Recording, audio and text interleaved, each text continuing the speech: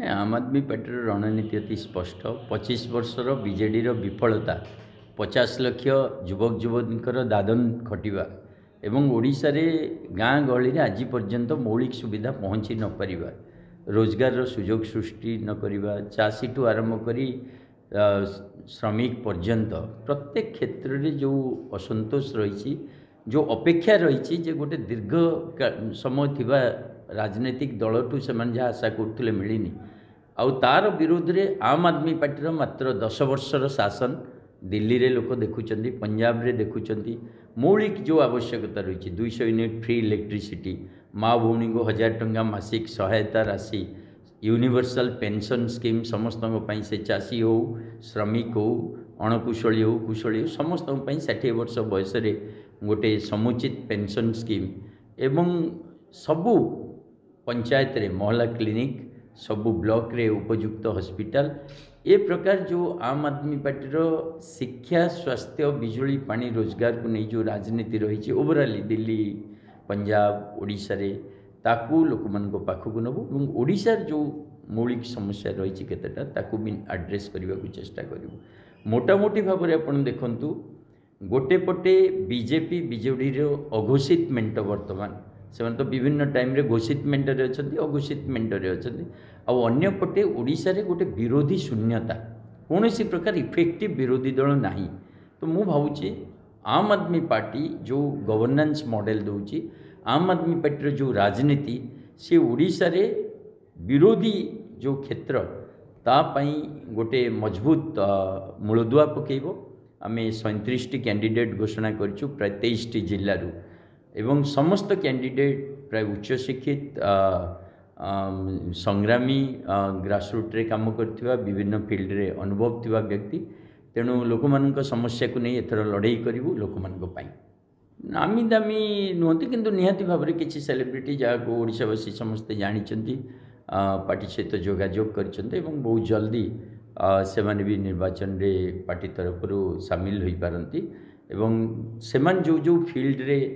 achieve कर से achievement को नहीं लोक मान सेवा करने आसवे ओडिशा रे मागेणा योजना जो आम कहूचे बेसिकली कौन सरकार मागणा दूची सरकार ओडिशा रे सरप्लस बिजुली होची ओडिशावासी को फ्री बिजुली दे पारछि जोटा आम दिल्ली और पंजाब रे दउछु ओडिशा सरकार प्रत्येक महिला को दिल्ली और पंजाब परिका मासक 1000 टंका देवाई घोषणा कर पारुछि ओडिशा सरकार दिल्ली और पंजाब परिका रोजगार रे युवा वर्ग को बहुल संख्यार रोजगार देवाई कौन योजना करछि ओडिशा सरकार फ्री स्वास्थ्य सेवा गोटे विजु स्वास्थ्य कार्ड देछि जोटा को धरिकी बुलिले भी चिकित्सा मिलूनी फ्री स्वास्थ्य सेवा और सबू जगह सबू जिले में उत्तम मानर स्वास्थ्य सेवा सबू ब्लॉक रे स्वास्थ्य सेवा दे पारछि ओडिशा सरकार ओडिशार कृषक माननकु पानी दे पारछि ना कोल्ड स्टोरेज दे पारछि तेणु जो मूलभूत आवश्यकता रही ओडिशावासींकर ताकू ओडिशा सरकार देनी हाँ लांच हिसाब से आपड़ कहीपारती कौटी कौन व्यवस्था जो होती सेटा गोटे स्वाभिमान जीवन धारण करने गोटे उच्चकोटीर जीवन धारण करने यथेष्ट नुह से डेवलपमेंट को नहीं विकास को नहीं आम आदमी पार्टी जो दृष्टिकोण रखी ओडिशा रे सबुठु अधिक गरीब ओडिशा रे सबुठु अधिक पछुआंचल ओडिशार पूरा बड़ बड़ बेल्ट रही वेस्टर्न कहतु साउदर्न कहतु नॉर्दर्न कहतु जो थी कि आमर आदिवासी समाज बहु संख्यार रही बहुत पछुआ भी रही तेणु ओडिशार डेवलपमेंट जदि आप देखिए विकास जदि देखिए से संपूर्ण भाव में नवीन सरकार फेल मारी तेणु आम आम मुद्दा को धरी लोक मान पाखक जीवु और लोक विकल्प आह्वान देवु तो केते दूर लोक ताको ग्रहण कर परफॉर्मेंस डिपेंड कर केजरीवाल आम आदमी पार्टी बारंबार कहूँ अरविंद केजरीवाल गोटे व्यक्ति हिसाब रे जो यात्रा आरंभ करते से बर्तमान गोटे विचार रे परिणत हो सारी एवं अरविंद केजरीवाल को जेल रे रखिबा द्वारा आम आदमी पार्टी प्रति आहरी जनसमर्थन बढ़ुची कारण केजरीवाल जो शिक्षा स्वास्थ्य बिजुली पानी जोटा सामना को आसी पार नथला आहरी चर्चा बढ़ी ओडिशा रे आम मैंने ग्राउंड रे बुलिबा भितर देखुचु जे लोक मानकर क्वेरीज जे केजरीवाल को तुम जेल रे कौन पाई रखीच से तो किसी करना से गरीब लोक काम करते स्कूल करते हॉस्पिटल करते जदि तुम जेल रे रखीच तमें जेल रो जवाब भोट रे दबु ये जो मानसिकता धीरे धीरे तैयारी होची मु भावुची तेणु केजरीवाल बाहर थिबा अपेक्षा जेल रे थिबा समय रे आहुरी भयंकर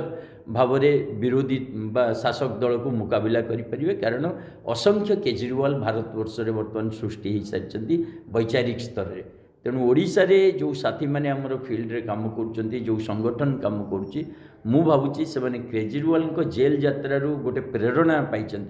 अतीत में जमी गांधी हूँ नेहरू हूँ भगत सिंह हूँ जेल जावा बेले स्वाधीनता आंदोलन आहरी मजबूत होता सेमती अरविंद केजरीवाल जेल जावा जो पार्टी